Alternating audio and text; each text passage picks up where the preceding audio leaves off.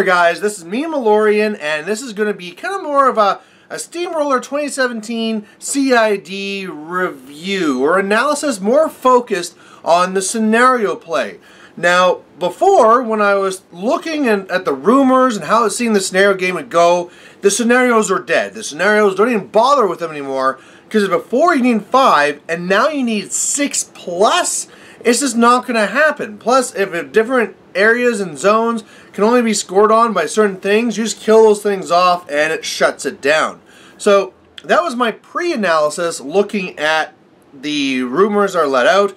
When I did my last video talking about the actual first week of the CID package that came out for Steamroller 2017, I kind of said that for the scenarios, I'd need to play them.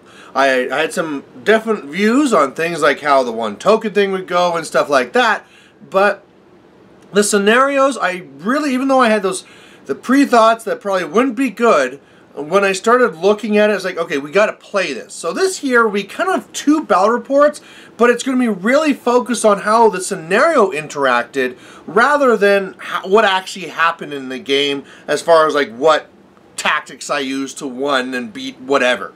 So the very first game we're going to be looking at was on Breakdown. So Breakdown's this one here. This is the one that has the 2 circles. Boop, boop, boop, boop. It's hard to do with the camera. And then you have the little rectangle in the center. Now, as a reminder, that rectangle in the center can only be scored on by casters, jacks, and battle engines. And the circles on the outside can be scored on by your caster and then the warrior models, the units or the solos. Now, in this game here, it was actually Siphon versus Alara 2. Now, the reason why I went with Siphon and not Thexus is because I was worried he was going to do Ron. But again, that's just to explain those who are wondering, like, why didn't he do Thexus? And for my Thexus list, were Siphon one. They're both exactly the same. They're just a 60 Drudge version. So lots and lots of dudes. I really want to test in this one here. If I took my old list that did very well in scenario and tried them with these, could I actually win on scenario? And how would it actually go? Meanwhile, on the Alara side, it had kind of a mix with a couple of jacks, one of them being Imperatus, which is always scary, and then there's Sentinels and Halberdiers, so, you know, able to score on all the different elements, right? Not a really problem there, and lots of threat. Well, the way that this game went down is kind of like this. I knew that since those outside circles is where my infantry could actually score, well, that's where I actually put my infantry. Oh, by the way, he had like Nis Hunters as well, but whatever, he had lots of stuff.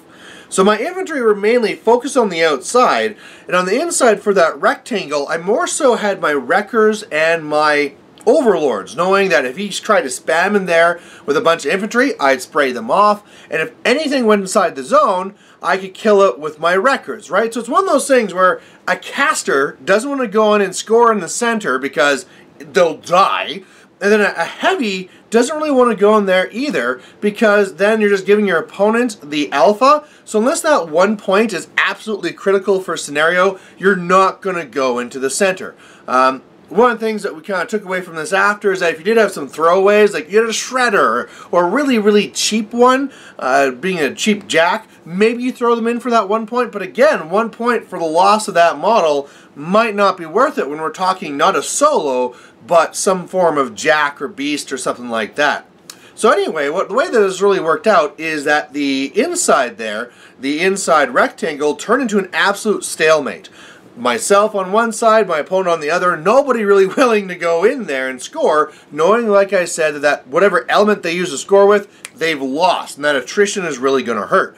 Meanwhile, because my infantry seriously outpaced their infantry, you know, on the one side, they're just overwhelming the Nis Hunters. On the other side, the Halberdiers had one good charge into me, and then I was able to kind of slaughter them back. Then I started scoring on those outside circles.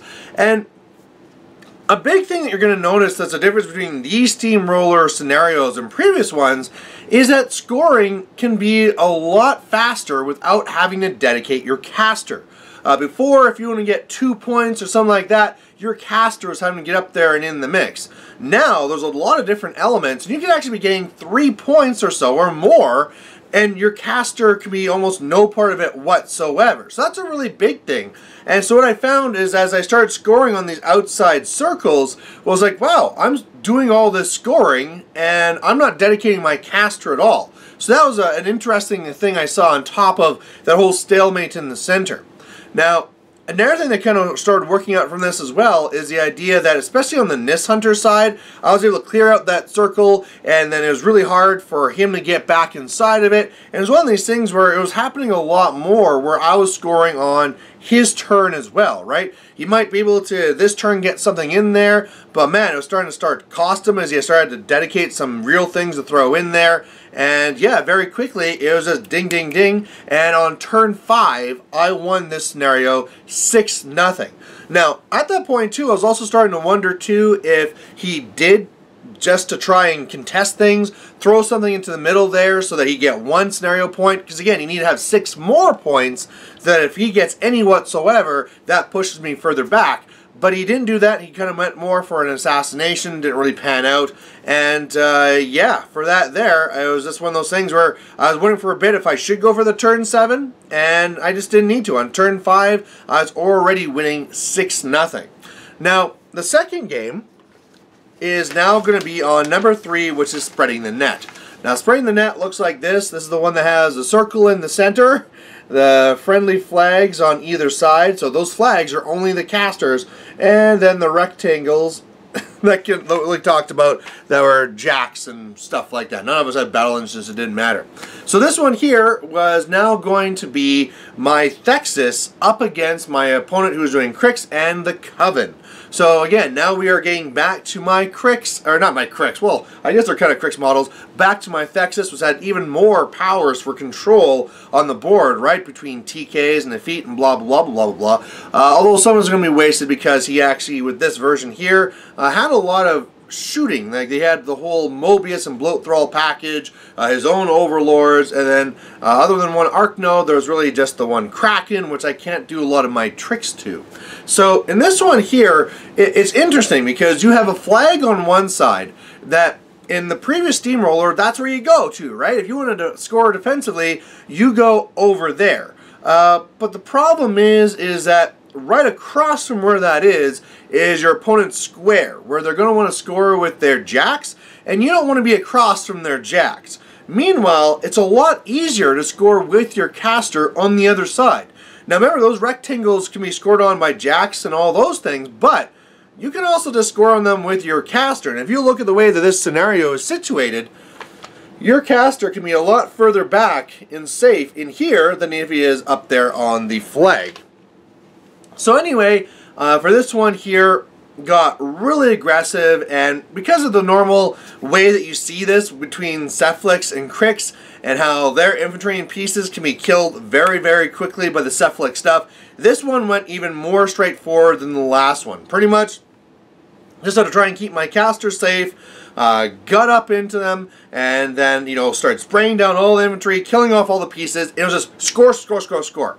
Now, I gotta say too, there was a mistake in this one here where my opponent decided to shoot my Wrecker and then it hyper-aggressived up, and then he kind of thought like, okay, well at least that one thing's done, shot a gun, and it hyper-aggressive up, so I got into him right away. So really what he should have been able to do a little bit more was to counter score on his own rectangle. That didn't happen because he was dealing with a Wrecker in his face, and then he tried turning things around by going by assassination. But what really happened in this one here is then by my turn 3, I was scoring 3 points in a turn, right? I cleared everything out on my one side.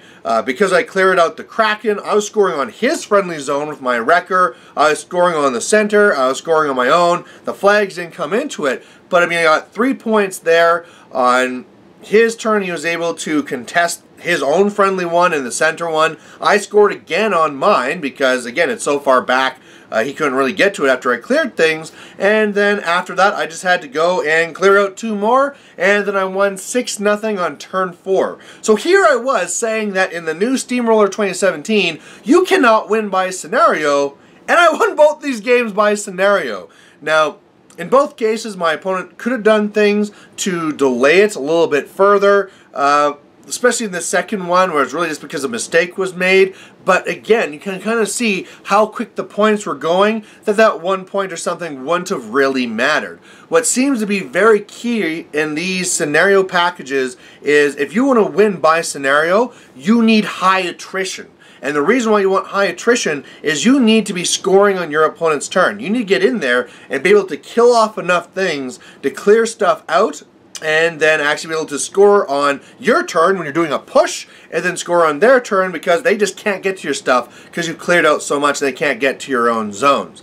Now, I'm sure some people have the questions like, well, can't you do this by doing the jamming stuff as well? No, because a lot of these things here, if you're jamming, you can't actually score when you're doing a push, and you're not actually then getting into their areas where they're going to be counter-scoring. So it just won't really work. I'm still going to test it. I'm going to test it with my Buccaneers and stuff like that, and we'll see if I can get anything from it. But I'm guessing, if anything, those type of jam armies will have to win off a death clock, not actually off of scenario. So anyway, my final conclusion from looking at least these two scenarios is the fact that scenario is still very, very live if you're focused on it.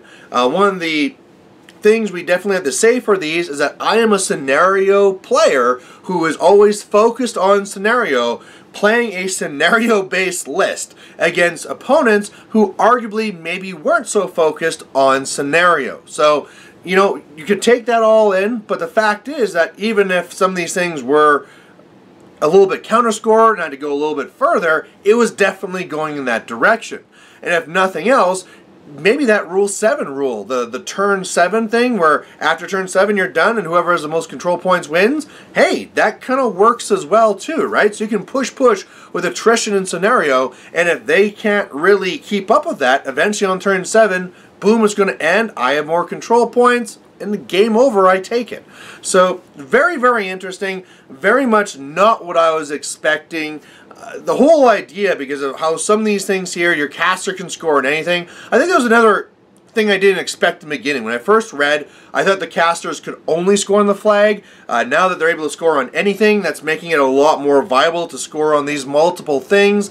But yeah, if you stay focused and you attrition hard, you can get ahead on these. Now, of course, this was during gaming night, and people played against all the other ones as well. Then you start getting to some interesting things where your caster, because some of the zones are like touching, your caster can be scoring on two things at the same time. But yeah, it was very interesting. Everybody's comments and reactions from these scenarios is that it was positive. This was interesting. It was different.